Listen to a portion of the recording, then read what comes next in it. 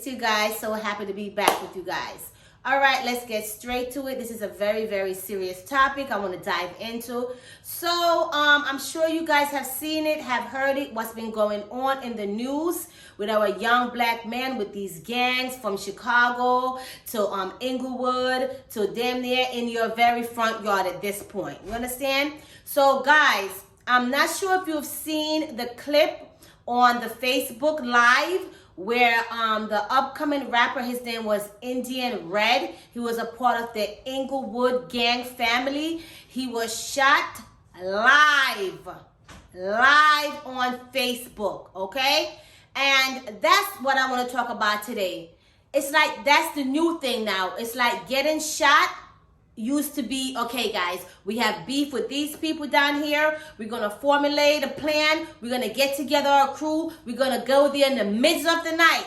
No, those days are long gone. Now, if you have a problem with a person, they are pulling up. It could be 1 o'clock in the morning, 2 o'clock in the afternoon. They do not care. And that's what I want to talk about today. Now, this young man, his name was Indian Red. As you could see, his picture, right? A nice looking young man. You're thinking to yourself, a guy like this look like he could have so much potential. Even if he's not all that smart in the brain, his looks alone would have probably gotten him so far. He could have been a model. He could have been a spokesperson for the young people. He could have been an outreach helper. So much he could have done. But instead, he chose the life of crime, gangster, killing, shooting, robbing, stealing, and now he's dead. This is what is happening in the black community. I promise you, every other day, another black young man is dropping dead. You thought Corona was the killer. No, it's the black genocide at this point. You know, so Indian Red, he was killed on Facebook Live. He was talking to his friend on Facebook, and he said something to the sort like, oh, I bet nobody won't run up on me because I don't have nothing on me. Like, let me tell you something, you young black man out there. Please stop with the negative talking. Please stop bringing certain energy around you. Please stop it. There's spirits out there that's looking for a host. Okay? There's spirit out there that's looking for a place to dwell. And every spirit is not a good spirit. You understand? So you guys are walking around with these guns, with these weapons, talking these things. You're going to kill the ops. You're going to kill the pops. You're going to kill everybody. And who end up getting killed? It'd be the same person that's running their mouth. It makes absolutely no sense to me. It's getting from bad to worse to catastrophic at this point. Our young black men are not making it to 25 or 30 years old. They are dropping faster than a bad habit. This is ridiculous. Something has to be done. They're saying they want to do the gun control. But before you can control the gun, you have to control the mind. Because if you don't have a set mind, how are you going to know not to use the gun on your brother or on your sister or on your neighbor or on your friend? And you know, every day I'm on the news because I'm always looking through the news, combing through the news. But I don't have to do that anymore. It's popping up on my phone.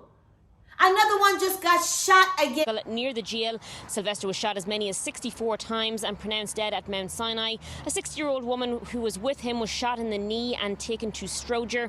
A second woman in her 30s was standing nearby when that chaos broke out. She suffered a graze wound to the face. She was taken to Mount Sinai. He got shot 64 times. Please subscribe to this channel. Grace reporting. Somebody got to report the news. And I don't mind. But for me to report it, just please support my channel. Now, you're telling me that this person got shot 64 times. 64 times. 64 times. My God. Let's put that to the side for 2 minutes. Because you know, it's another one just got shot. That's how fast they're getting shot. Now, this Indian Red guy, this guy right here, he was disrespecting the late and great Nipsey Hussle. May he rest in peace. You understand? So he was disrespecting his mule. You understand? His mural. I said his mule. My God. His mural. Okay? So that's the painting that they do of him, and in remembrance and in respect. I've never heard nothing bad about Nipsey. Everything I've heard about Nipsey was he was trying to build up the community. You know what I'm saying? He was trying to set structure in the community. And he was trying to put it on the map as, you know, listen, we're not hogs, we're not pigs, we're not animals. We're out here doing our business and we're trying to get this money the legal way. And they end up killing him. Okay, so now, unfortunately, he passed away, you know, and now they put up a mural of him, and now this guy went and disrespected the mural. This is all in California.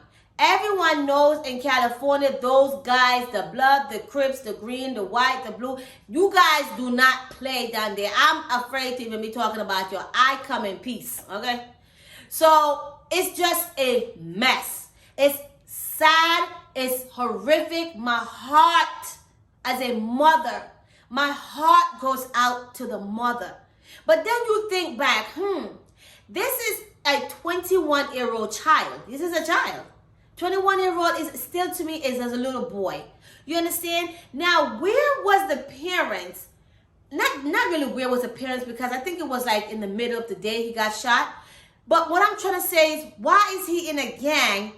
And where is the parental supervision just over his life on a whole? Is it that because when they turn 18, you just say, okay, you're 18 now, do what you want to do. I'm not responsible for you. Is that the attitude we have to a young black man? Because I feel like that's what it is.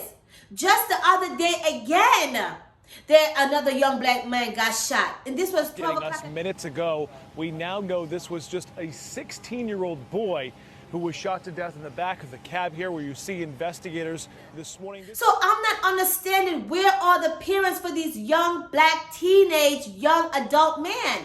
And somebody may say, well, Grace, you know, he's 21, he's a man. No, we all know that men develop slow.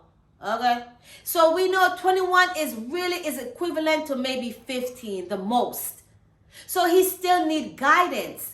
And that's what I'm talking about with this young man. He threw his life away. Now, somebody's going to say, well, Grace, he shouldn't have been, you know, writing and disrespecting the late Nipsey. And he shouldn't have.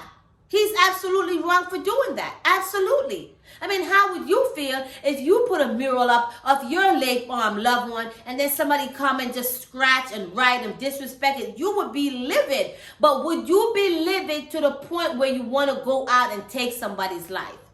That's where the conversation really comes in. Would you be that livid where you want to now, because he defamed the mural, now you want to take him out of here permanently? Is the anger at that level? I understand that he disrespected the painting. I get that. But did he deserve to lose his life? That's what I'm trying to talk about. Please leave your comments below and let me know what you think about this whole situation. You understand? Because I'm not understanding why he had to lose his life. And the new thing is, these young black men, they having more problems than a little bit. You understand? So now when they have the problem, there's no adults there. Because these are 15, 16, 17, 18, 19, 20, and 21-year-old young men. So there's nobody in the home to speak to them, to say, listen here, Rodney.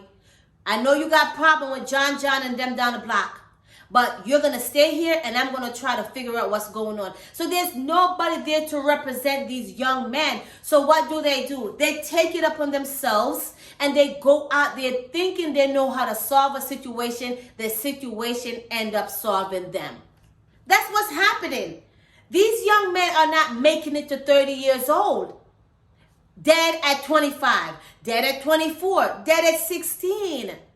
Come on, something is wrong. Something is not right. Something is not functioning correctly. Parents, you have to get more involved in your young black man life. Not because they're 18-year-olds. Don't think for a second that they don't need you. Don't think that. Because now this Indian guy, he's done. You understand what I'm saying? He's out of here for what? For disrespecting somebody else that was killed. So he should have been sensitive to the fact like, yo, this guy was killed, you know, so let respect him. There's no respect.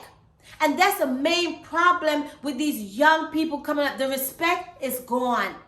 They will pass you and be on the phone cussing, cursing, all sorts of profanity.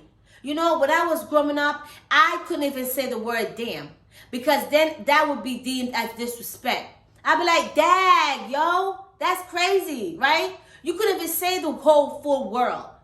Now that you be appreciative if they say the word damn. Now they're cussing and they're just being so disrespectful. It's on a whole different level. They're disrespecting themselves, they're disrespecting each other, and they're disrespecting the community. You understand? And this is why the cops are out here on high end. They're on high alert, I should say, looking to see who they can devour. Because why? You as a whole is already devouring yourselves. You're already devouring yourself. When you're going out there and you're beating up your brother, you're beating up your sister, you're setting up your brother, you're setting up your sister, you're killing your own self. This is hurting me.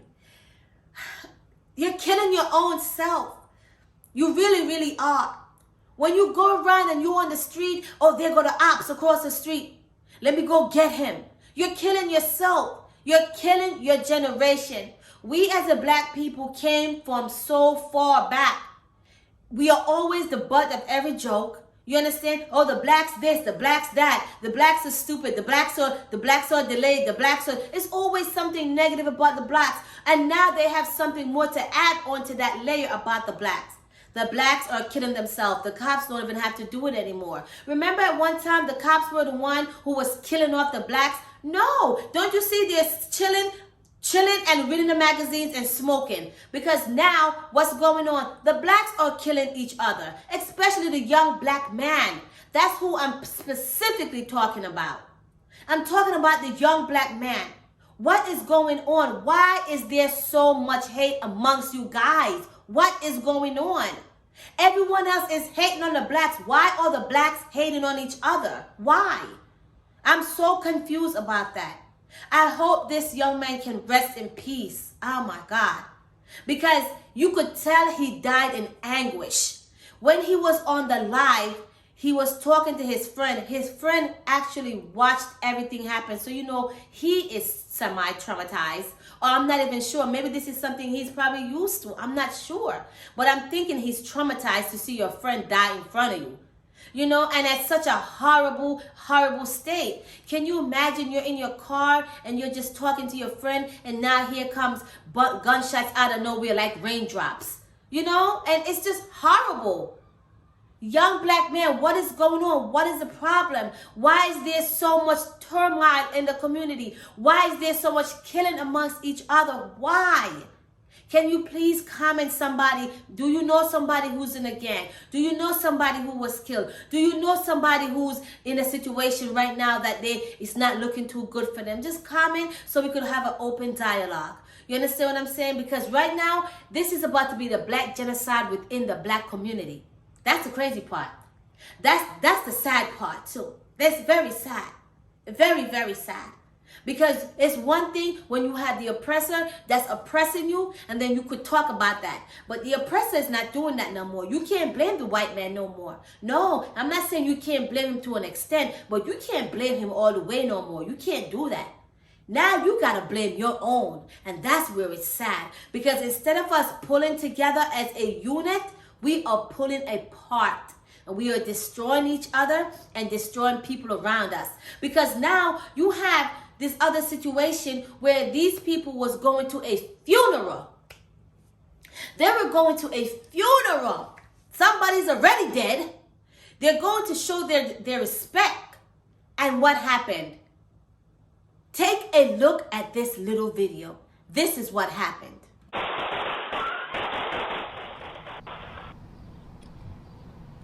So this is new video just into our newsroom. You can hear the gunfire. Police telling us they found 60 shell casings at the scene. And if you look closely at that video, you can see a group of people, including several young children, standing outside talking when that gunfire erupts. Those people run for cover using a parked car as a shield. Now, this all happening right around 6:30 last night on 79th and Carpenter. Police say a black vehicle heading west started firing toward a group standing outside. That group attending the funeral, returning fire, hitting that black vehicle. Police say the vehicle with the shooters inside crashed into a parked car and the 4 people bailed. Now, as you can see, even the dead is getting no respect at this point. Nobody is safe. Hide your cats, hide your dog, hide your man, and hide your girl child. Nobody is safe. You cannot even say your respect to the person that has unfortunately lost their lives. Lost their life. You understand? So there's no respect. So if you know somebody who's a part of a gang, and if they, unfortunately if they pass away, I would highly suggest you may want to pay your respect with a postcard, because going there, you're 9 times out of 10 likely to fall into these circumstances. And that's what I'm talking about, guys. What is going on? In Chicago, forget about it. That's a whole beast by itself. And that's where a lot of stuff is going on. And I feel like all that stuff now is coming towards the New York side. You understand? It's coming towards the New York side. So now people in New York are panicked. They're panicking. You know what I'm saying? And they're in a frenzy. And you can't blame them.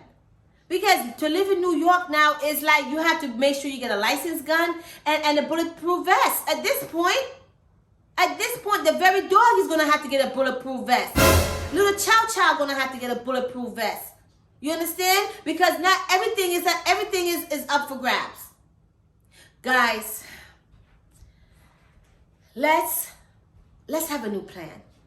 Let's come up with something that's going to work for all of us. Not just for the blacks, not just for the white, for everybody on the whole.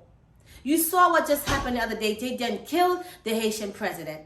Then the Cubans said the food is shortage. It's a lot going on in this world. They said that people with the vaccine is still passing away. It's just a lot going on.